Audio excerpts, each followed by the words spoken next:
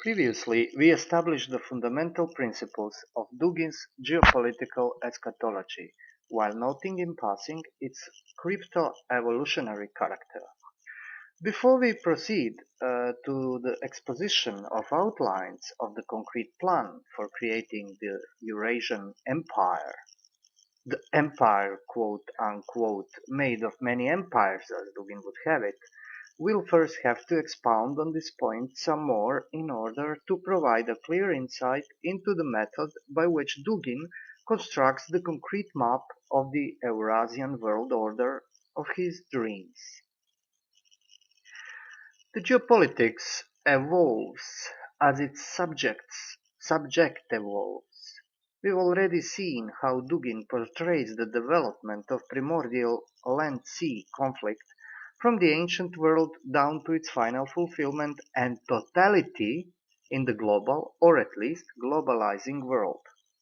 This means that if we are to understand the laws of geopolitics, we have to contemplate their historical genesis, because, save for the fundamental principle of bipolar conflict, all of those laws, quote unquote laws, by their very nature evolve as the inevitable final conflict is getting near. As we already noted, in the somewhat different context, this is a quite Hegelian notion of quote unquote system of sciences, which includes both knowledge of object and the subject as they create one unified reality through their interactions. It is the unfolding of an absolute, if essentially self-contradictory, idea, devouring everything in its path, from religion and culture to concrete individual persons, and especially them, and then dissolving it all into an absolute system of geopolitical world empire that has to be constructed consciously, which was hitherto not the case with the empires of previous times. In this sense, Dugin's geopolitics provides the notion of ideology with a new meaning. By basing everything on conflict as an absolute idea, he constructed an absolute ideology of conflict. And, as we shall see in the following, if this monstrosity should ever come to pass in historical reality, its anthem would surely have at least one verse saying something along the lines of "Big is beautiful." In the Foundations of Geopolitics, Dugin provides a detailed history of the genesis of geopolitics as a science, from the quote-unquote founding fathers to contemporary theories, i.e., those from the second half of 20th century. Now we'll proceed to extract the original notions that stand at the foundations of Neo-Eurasian empire building program he took from his predecessors.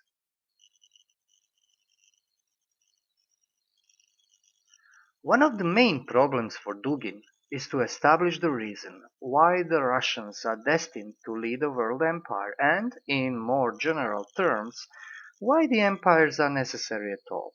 To be sure, we won't see him cringe much about it.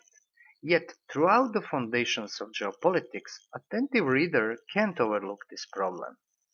The absolute ideology requires absolute foundation, which is, after all, the very purpose of Dugin's book. But awkwardly enough, it doesn't seem to quote-unquote organically pop up before the reader's eyes as something self-evident, or at least demonstrated by the musings of its author. Although we are treated with the standard Third Rome fare somewhere along the way, in the midst of the book that is, and with numerous declarations of the quote-unquote messianic character of Russian people, which fit neatly into the Neo-Eurasian system, provided we allow ourselves to get entangled into its ideological net, when everything makes sense in the head of the infected Duginoid anyway, there is no clear answer as to why would all this reflect the eternal and all-encompassing truth. To an extent, Dugin already answered this question when he squarely placed the exercise of geopolitics in the sphere of the will and imagination of the elites. This more or less settles the matter for him, because the whole point is not the truth, but the empire building. Yet, as all good sons of modernity, he needs the founding myth in the scientific garb to make the whole thing intellectually coherent and smoothly ticking. On the one hand, his quote-unquote myth of origins of the world conflict and its nature is founded on a peculiar occultist teaching, laid out at the very end of Foundations of Geopolitics, but elaborated more thoroughly earlier in his books Hyperborean Revelation and Conspirology. This aspect of Neo-Eurasianism we'll treat separately in an addendum to the present analysis. On the other hand, however, there is a far less picturesque yet fairly familiar modern thought model he employs: Darwinism. When writing about Friedrich Rätzel, a student of the famous German Darwinian Ernest Haeckel and the founder of German Geopolitik, Dugin is quite unequivocal about his foundational significance in the evolution of geopolitics.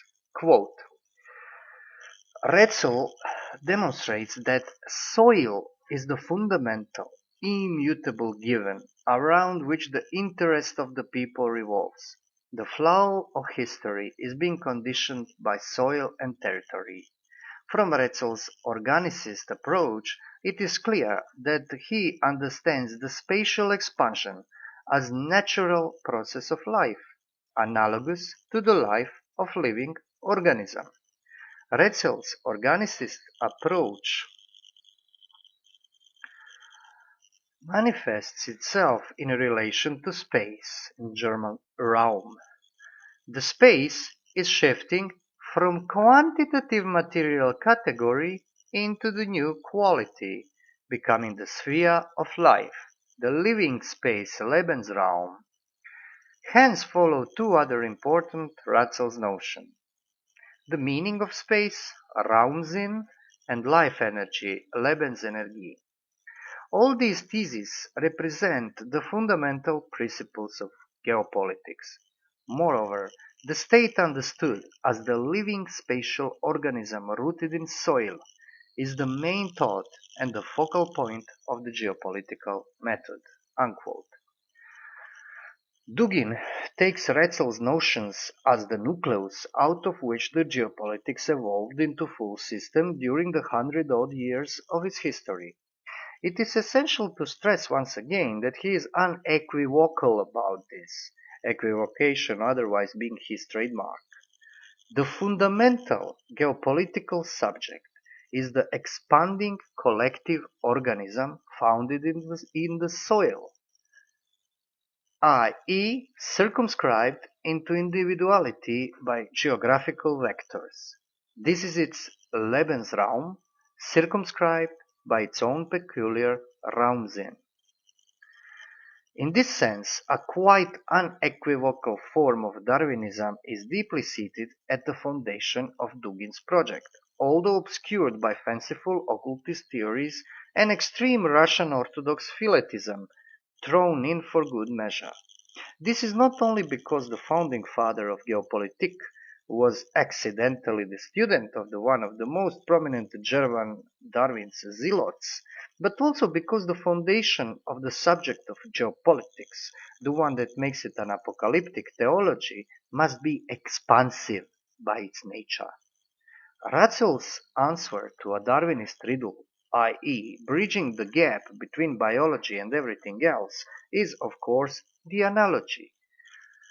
A strictly non-empirical method beloved by extreme empiricists when they start losing it. And Dugin accepts it wholeheartedly. The fact that it is not really applicable as a means of scientific demonstration in the modern sense of the word doesn't bother him, as it didn't bother any Darwinist luminary from the Charles Darwin himself to our own day and age. Because the purpose is the creation of theology of the below, absolute deification of the lowest common denominator, where its spontaneous evolution transmutes quote unquote quantitative material category into the new quality. To anyone in the know, it is also obvious, just to make a digression, why Dugin says that one should read René Guénon as Karl Marx. The quantity giving birth to quality, or mass acting upon itself and giving birth to individuality, is the foundational principle of dialectical materialism. What is most important, the authentic living spatial organism has to expand. And the main problem of geopolitics then becomes the answer to a question: where does this expansion end? Well, it depends on what individuum we are exactly talking about. Is it a small amoeba that popped out of primordial slime at the wrong time and place, or the holy amoeba providentially excreted from the soil to synthesize holy bacteriological empire into existence with a carte blanche to assimilate everything in its way? After all, quote, the understanding of the state as a living organism presupposes the rejection of the notion of inviolability of the borders. Unquote. Oddly enough, Dugin praises Ratzel's discovery of the nature of the subject of geopolitics that took place in North America of all places. It is interesting that Ratzel, quote, noted that the Raumsinn of Americans is developed to the greatest extent because they were confronted with the task of conquering the empty spaces and were in possession of the considerable politico-geographical experience of European history. Therefore, Americans consciously realized that the Old World was building only intuitively and by degrees.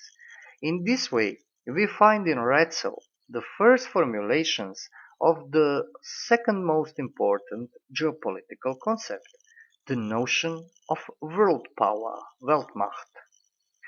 Ratzel noticed that development of big countries displays the urge to increase the geographical expansion that gradually reaches the planetary level. Hence, sooner or later, geographical development has to reach its continental phase. Unquote. It is obvious how the notions at the foundations of geopolitics organically evolve and pulsate as one body. Raumsinn of the great people necessitates the expansion of its Lebensraum to continental and, natural selection willing, global Lebensraum, which in turn calls for becoming a Weltmacht. It is also obvious how crude mind can get ensnared into this mentality simply by following apparently necessary, the word is organic, nexus, binding everything together and, dazed by Dugin's illusionism, dub it even an integral traditionalism or a resurgence of Christianity through Christ-bearing people, while it is essentially anything but. The reason for this is intellectual coherence of ideology, not an accurate reflection of the truth. A creation of ideological magic mirror which reflects to everyone precisely what he wants to see, something that is apparently a trademark of capable geopolitician if we reflect upon the fact that Dugin's American counterpart, the late Zbigniew Brzezinski, was apt in pulling off the same trick in opposite guise. And we all know how much monkeys, or at least their descendants, love their own reflections in the mirror. Well, if Ratzel brought out the nucleus of geopolitics, it is only fitting that he anticipated the fundamental mitosis in this epistemological amoeba. Quote, in his book The Sea, Source of Power of the People, Ratzel pointed out the need of every powerful state to focus its attention to the development of the military navy, because it is demanded by the planetary scope of the legitimate expansion.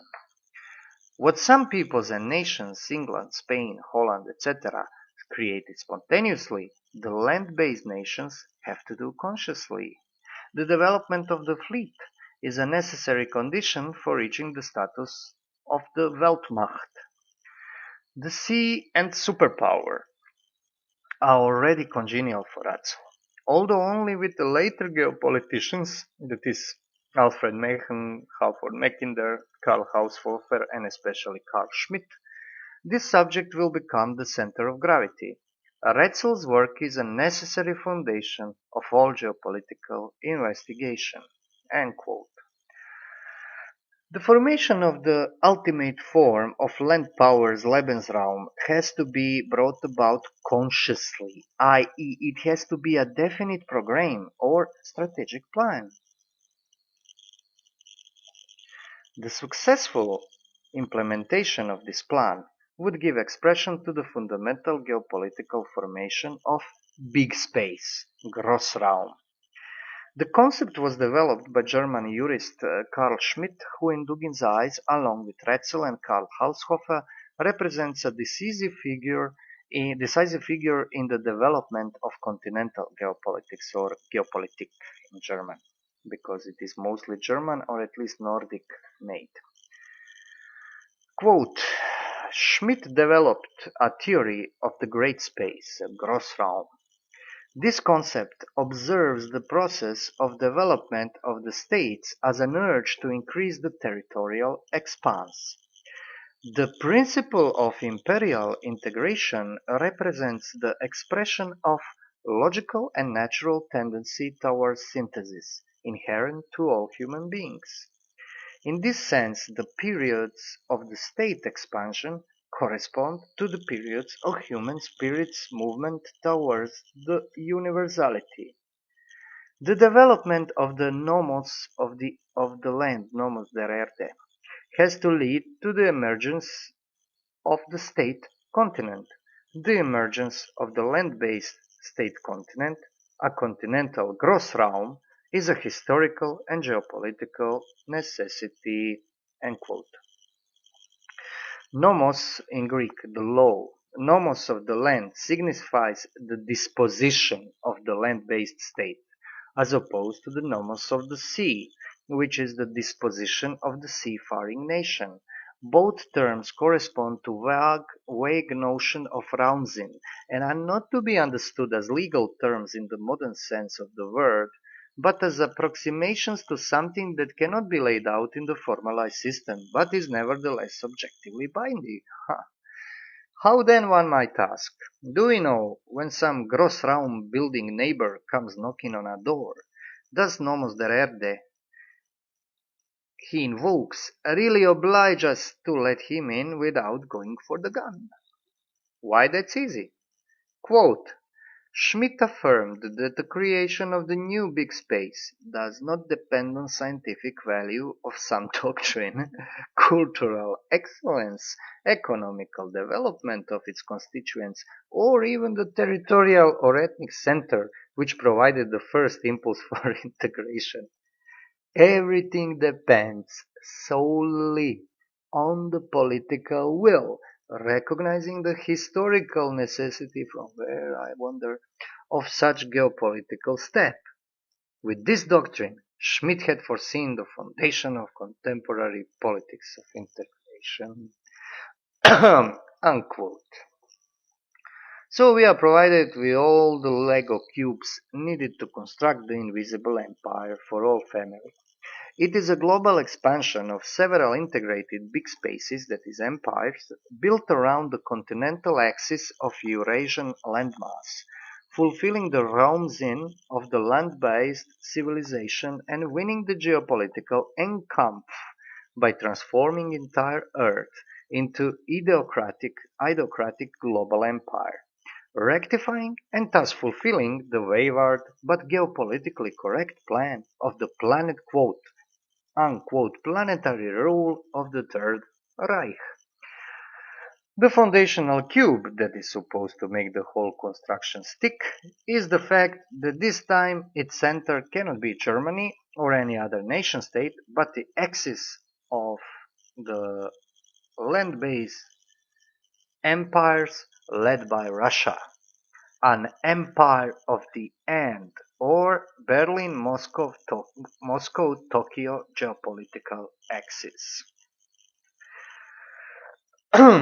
Excuse me. Uh, the subject of geopolitics is the Russian people, not the Russian state or the Russian culture.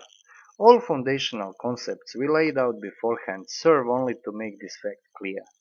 This means that Russians for Dugin, as we pointed out in the first part of this analysis, are messianic people, destined to bring about the gathering of the empire. In quotes, gathering of the empire is Dugin's technical term. In this sense, Dugin is neither a Russian nationalist nor even imperialist in the sense of rejuvenating the Russian Empire. In his eyes, Russians are the people of the world empire because they are not the subject of nation but of the quote-unquote universalist civilization, i.e., the civilization that is capable to bring about the empire of the end. Quote, Russian people had moved step by step towards this goal. At each phase of their national expansion, they were reaching another level of messianic universalism. First by uniting East Slavs, then incorporating Turco-Tatar flood from the Siberian steppe, then moving towards south into deserts and mountains, and finally they ended up creating a giant political bloc that in Soviet times controlled literally half of the world. If we realize that Russian people is in its essence precisely a representation of this empire-building process, a decisive vector of creating the state of the absolute idea, then it will also become clear that the existence of Russian people depends on continuing this process. If we limit or suppress that vector, we'll hit the Russians into their very heart. Deny them of national identity, transform them in the historical rudiment, and will ruin the global teleological, eschatological, planetary process. Unquote. Dugin considers Russians to be a civilization building which is in his eyes convertible into empire building people. Moreover, the civilization that they are destined to build is a universal one in the very peculiar sense of the word, i.e., it is the expression of the Eurasian Raumsinn and the relation Russians have towards it. This quote-unquote meaning of the Russian space consists in the fact that the Russian Grossraum cannot be contained and must encompass the whole world, in analogy to how Russians throughout history assimilated various peoples into their dominion. Quote, namely, uniqueness of Russian nationalism lies precisely in its global character. It is not so much related to blood, but to the space, soil, and land. Russians will lose their identity and vanish as a nation outside of the empire. Unquote. We must stress, as Dugin himself does on numerous occasions, that this is not nationalism in the sense of the concept of Greater Russia, yet, and somewhat to the contrary, it is the globalism of global Russia. Therefore, when Dugin's defenders point out that he is not really a nationalist, they fail to see, usually deliberately, that he only mutated into something far greater. He is not a small-time chauvinist, not because he has qualms about chauvinism, but because he has qualms about being small-time. His chauvinism is merely, quite literally, of cosmic proportions, and is capable, indeed it is compelled, to welcome and absorb all other chauvinisms. And you can't pull something like this off by forbidding your partners to wave their own imperial flags. Eurasian Empire is meant to be an empire of empires, the global empire encompassing power blocks or Grossraumen, not sovereign nation states or indeed any political formation that is not steered by the geopolitical universalism of the land power. For this reason, Dugin is always open to support any kind of nationalism provided it is expansive, because in his eyes this is only the natural process of creating big spaces that is essentially teleological and will inevitably lead to creation of the rejuvenation of Axis powers, which this time around won't lose the world war. The only essential thing is that Russia does not lose its imperial destiny. Quote, now, after the fall of Soviet Union, the West is trying to impose a different geopolitical function on Russia to turn it into political structure incapable of direct participation in international politics and fulfillment of its civilization building mission. Russia is being offered the role of regional state. The regional state has greater political ambitions than the common state, but it always remains less than a superpower or the empire. It can have that. At the same time, a regional state has a certain freedom towards its immediate, that is weaker, neighbors, and can always exercise political and economical pressure upon them. For Russia, becoming a regional state would mean a renunciation of the deepest national impulse which is at the foundation of its deepest identity. Unquote. This would be, one might add, the image of Russia projected by RT et al. And approved more or less by their Western audiences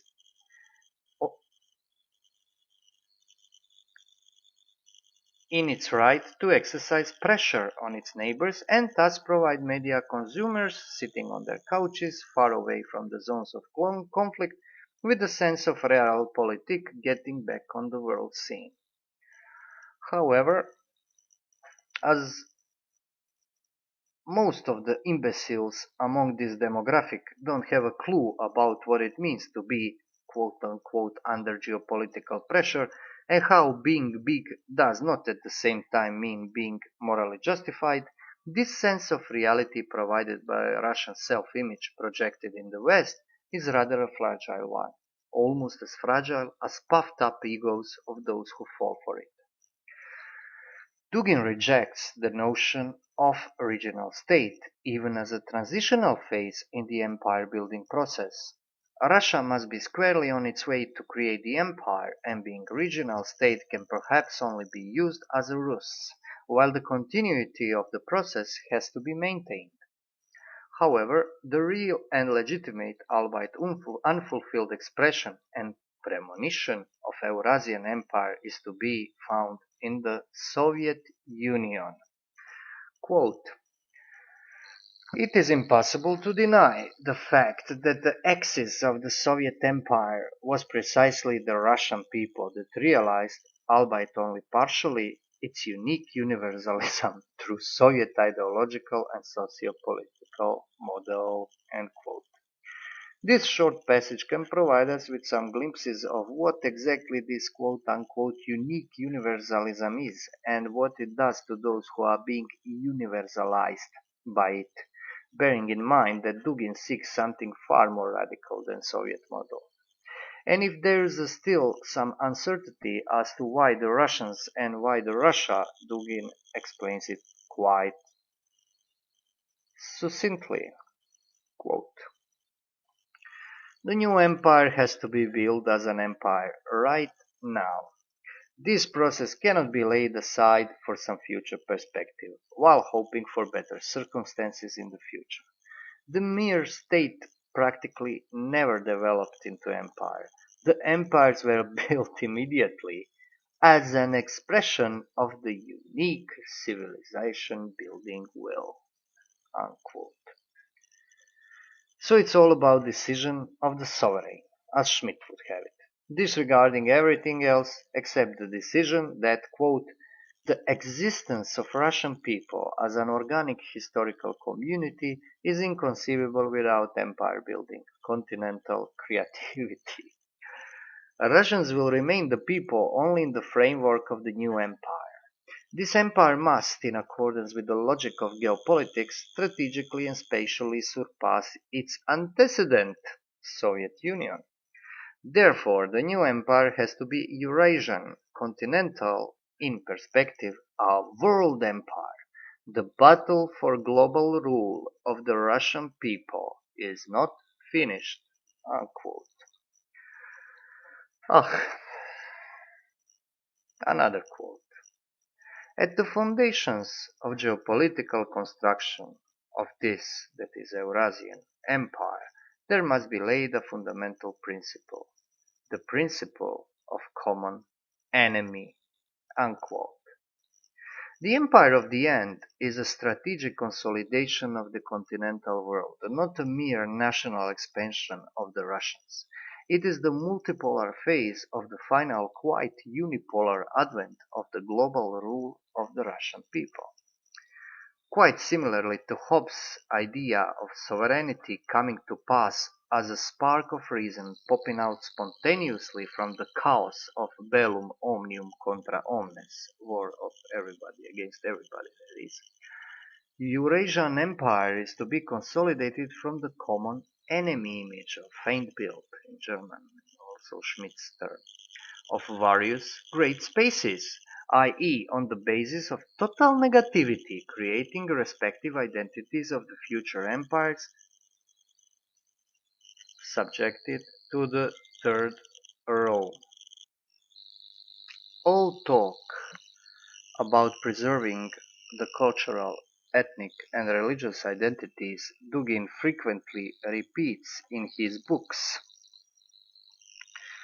articles and lectures is to be observed exclusively from this point of view, because this plurality is tolerated only insofar as it is being formed out of the reaction to the threat of the sea power.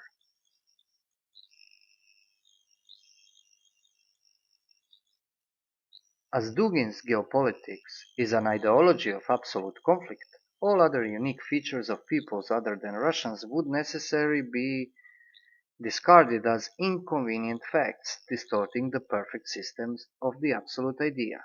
Truly, in his view, war is the father of all things, and in order to resolve the destiny of the earth, one needs a global war, a third world war.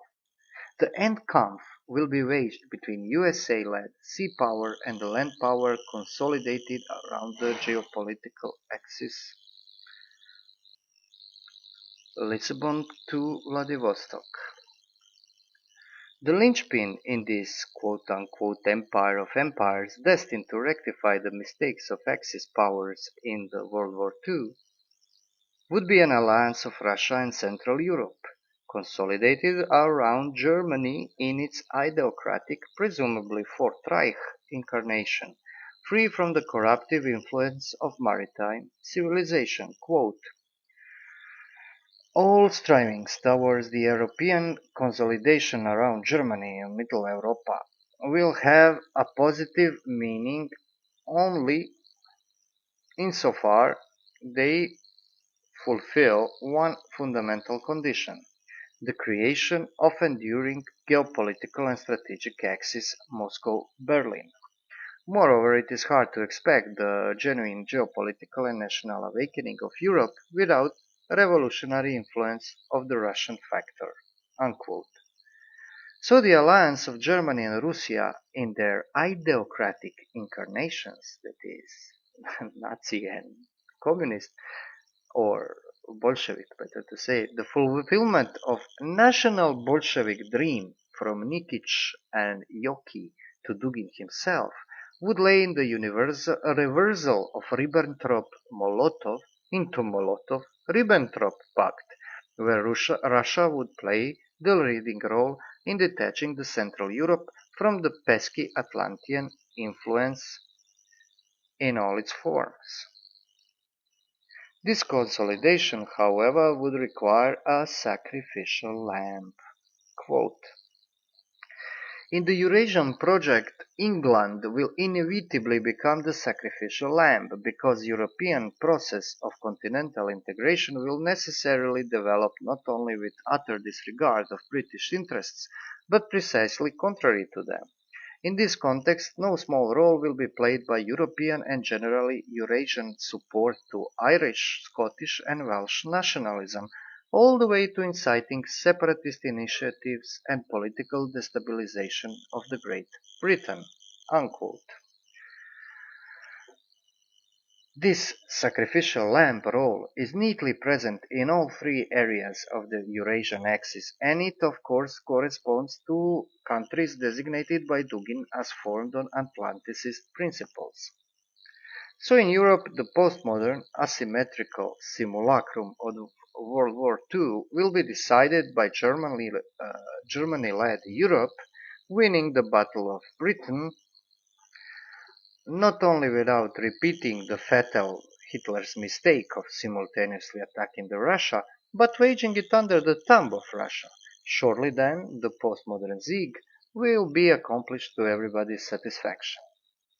As the Eurasian East-West axis is meant to ensure the strategic consolidation of geographical space in collision with the sea power, and only that, it has to project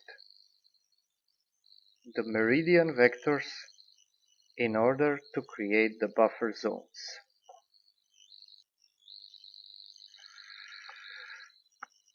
Or geopolitical outposts in the direction of the south, while the north is already covered by the Russian landmass and relative inaccessibility of the cold seas. The north-south meridian cutting from Europe to Africa would in perspective come to be dominated by German Europe, and Africa would become an appendix to Europe. Quote, the European Empire, vitally interested into ever deeper trust to the south of African continent, must in perspective establish full control of Africa all the way to Sahara, relying on pan-Arab bloc, and in the future it must strategically penetrate the entire African continent. Unquote. The Middle East, however, is to have a large autonomy of relatively individual great space on the meridian axis of Moscow-Tehran. There too, as stakes are high because the south is the soft belly of Eurasia, we meet another sacrificial lamb. It is Turkey. Quote, it is also important to bear in mind the need of imposing the role of sacrificial lamb on Turkey, because the interests of this country in Caucasus and Middle Asia will not be considered at all. Moreover, the support should probably be given to Kurdish separatism in the mainland Turkey, as well as to the Turkish Armenians' calls for autonomy. End quote. The easternmost stretch of the Eurasian Empire will be controlled by Tokyo. Quote, at the first sight, China is a landmass and a civilization of traditional authoritarian character, and the very fact of it preserving the communist ideology throughout the liberal reforms should apparently contribute to the choice of China instead of capitalist insular Japan. However, history shows us that precisely China represents geopolitically the foremost beachhead of Anglo-Saxon forces of the Eurasian continent, while Japan supported the alliance with Central European countries of opposite outlook, that is, in tripartite pact with Germany and Italy. Only at the time of active Maoism did China display the original Eurasian striving, when it was motivated by projects of peasant socialism, greater Chinese nationalism, and pronounced Sovietophilia. Generally speaking, China fulfills all requirements of becoming the geopolitical sacrificial lamb in the course of realizing the Pan-Asian project. This can be accomplished by inciting the inner separatism in China, that is, Tibetans, Mongols, Muslims, Uyghurs probably, as well as by playing on the card of regional oppositions. Unquote. This passage, aside from pinpointing the sacrificial lamb, displays admirably a key aspect of Dugin's ideology. The traditionalist for him equals ideocratic, and what ideocratic really is becomes obvious. And accidentally, that's the term he took from Pyotr Savitsky, a Russian philosopher. Becomes obvious from him designated communism, most notably its Maoist form, to be precisely that. In this sense, he has no qualms about it being on the same level with Shia Islam and Russian Orthodoxy, as indeed with National Socialism and Bolshevism. The only essential thing is that it is opposed to, that is, negatively defined by, correspondingly simplified liberalism of the sea power. We will dwell on this some more later, but let us note in passing how Dugin's absolute ideology completely eradicates all qualitative differences between religions, cultures, and more or less everything else, submitting it all to the geopolitical imagination operating with absolutely simplistic quantitative operands of the land versus sea duality. This is the quote-unquote absolute idea Dugin wants to see, absorbing everything else in one conscious swoop across the planet, creating the world detached from its cultural diversity, not by liberal eradication of the same, but by replacing it with ideologically driven simulacra of traditions, religions, cultures, etc. At the center of it all, however, remains the Russian people. Quote, in the framework of the empire, Russians won't gain their own nation-state as an expression of ethnic community, but instead they'll achieve the national unity and the gigantic continental state in running of which they'll play the central role. Unquote. In order to accomplish this, Dugin needs one more ultimate sacrificial lamb. Quote, in due course, on the global level of the process of building the new planetary empire, the ultimate sacrificial lamb will be precisely USA, and undermining of its power, all down to total demolition of that geopolitical construction, will be methodically and uncompromisingly enacted by all participants in the new empire. Euro-ASEAN project presupposes Euro-ASEAN expansion into South and Central Americas in order to release them from the influence of the North, as well as inciting all kinds of instability and separatism inside the USA borders. The forces of Afro-American racists could be relied upon in this respect. The ancient Roman formula "Carthage must be destroyed" will become the absolute slogan of the Eurasian Empire, because it encompasses the essence of geopolitical planetary strategy of continent that is awakening to its mission. Unquote. Well, we can be sure that American white nationalist Dugin groupies would be able to find some excuse for him initially choosing the black racialists instead of them. After all, who would have figured in the 90s that the main neo-Eurasianist Anglophone outlets would be the American ones? But the simple fact is, he doesn't care for consistency outside of the consistency of his absolute ideology of conflict. All means are sanctified by the end of bringing about the Enkampf and the victory of Russia-led, rejuvenated Axis powers. The huge part of Foundations of Geopolitics has been devoted to details of the construction of the internal structure of the still invisible empire, and for the sake of brevity, will refrain from going in depth into it. Instead, we'll draw conclusions from the principles we outlined in this two-part analysis, and they are fairly sufficient to provide insight into the nature of this globalist project. Dugin is a special kind of ideologue, i.e., he's an absolute ideologue, or ideologue of absolute ideology. This means he's a system builder, both in philosophical and political sense, because every detail of the absolute idea has to be consciously made manifest in reality. To be more precise, it has to be imposed upon the world. This is blatantly obvious from his insistence that geopolitics is the matter of self-conscious elite and its ability to make sovereign decisions based on their imagination, not on the existence of some supposedly geopolitical laws. In fact, those laws are a compendium of all imperial strivings of the past, synthesized into one ideological melting pot of neo-Eurasianism. Strangely enough, if only at the first sight, its ideological Atlanticist counterpart is at the same time its efficient cause. Land power mirrors the sea power perfectly. For example, Dugin recognizes the importance of trilateral commission. Quote, the trilateral commission formed by the members of the highest circles of American political establishment, as the new configuration of the planet presupposes strategic consolidation of three geopolitical zones. Three sides of this commission pretending to function as the world government are American, European, and Pacific one, that is, America, Europe, and Japan. End quote.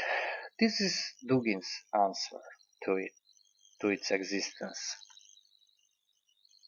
The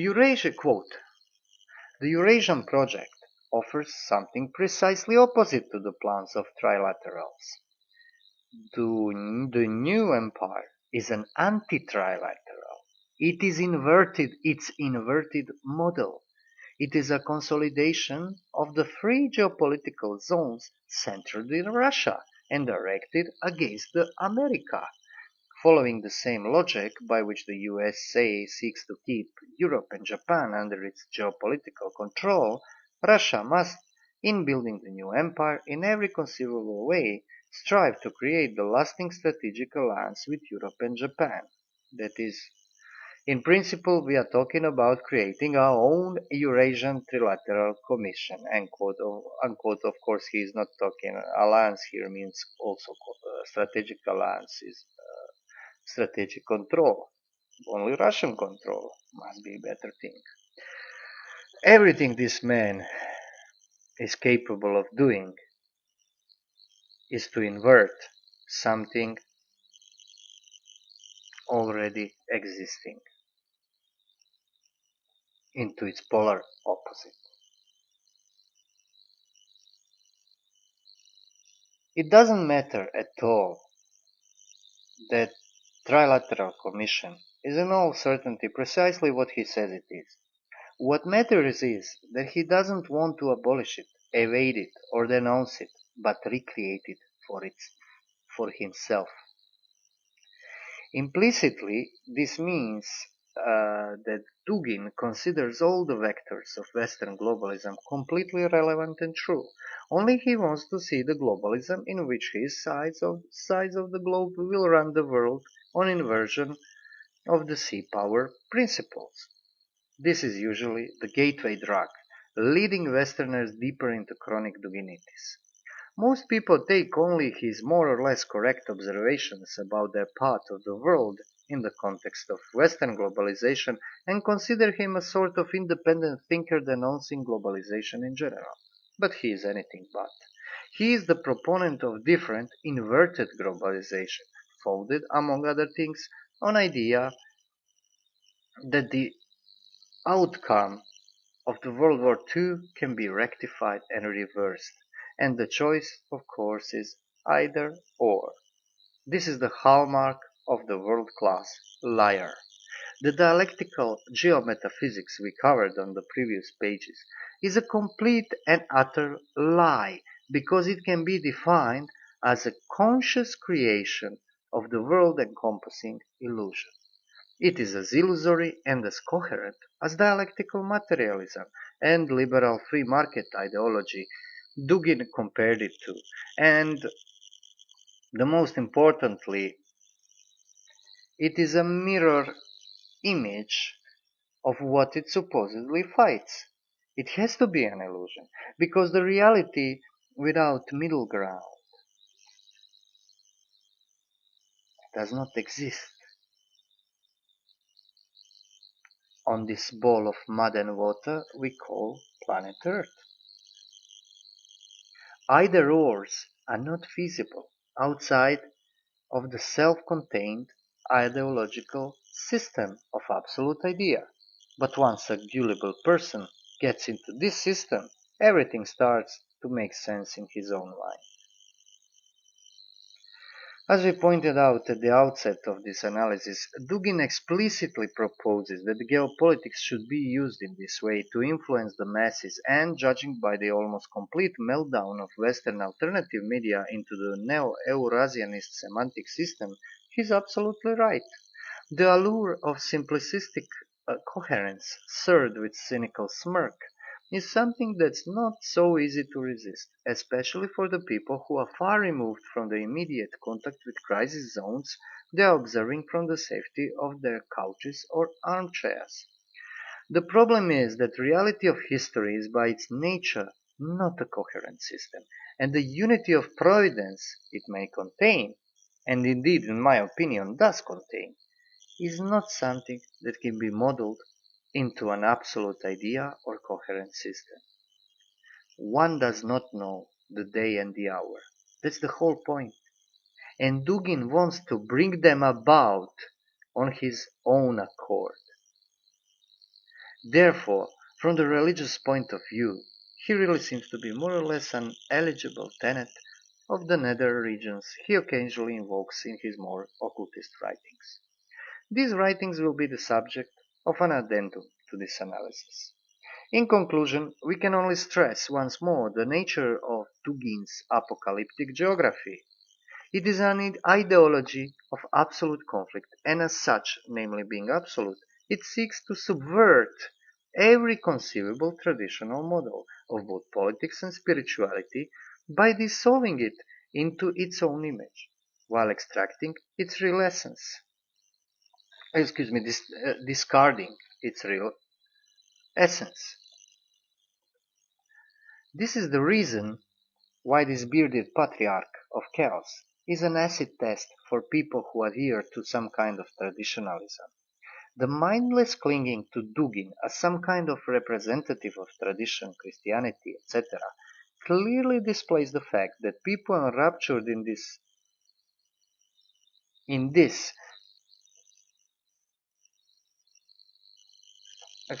enraptured by him, share his absolute superficiality.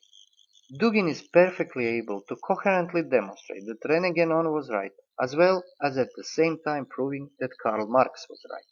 He can do this because he, as a person and thus the subject of knowledge he mediates, is absolutely deprived of any substance. This is not the moral observation, it is an ontological fact, symptomatic of modern man. No matter how intelligent or erudite one can be, he can still at the same time be completely detached from the reality of what he is talking about.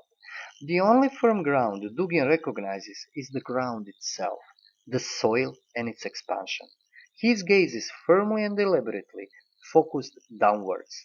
That way he can take various teachings from René Guénon, Russian Orthodox dogma, to Marxism and proto-Nazism as coherent systems he can expound and manipulate. He merely takes the conceptual framework and works with it, not even minding the contradictions, because he can always pass on to the new one and still remain true to his own nihilist principle. This kind of subversion, that is, creating the simulacra of religion, metaphysics, tradition, etc., is, in my opinion, potentially far worse than anything Western ingenuity has to offer, because it is the intentional corruption of what is good, and not merely its rejection. Moreover, it is perilous for anyone coming into intellectual contact with it, because it requires emptying of one's soul of any real spiritual content in order to seamlessly interiorize the counterfeit. To put things plain and simple for aspiring traditionalists among the readers, the world of tradition sank below the horizon long time ago. This does not mean that it doesn't exist anymore. And Dugin is not trying to revive it. He's trying to erase the horizon itself. These musings lead us out of the sphere of geopolitics towards its occultist roots in the myth of Arctogea. And this story deserves to be told separately and in its own right.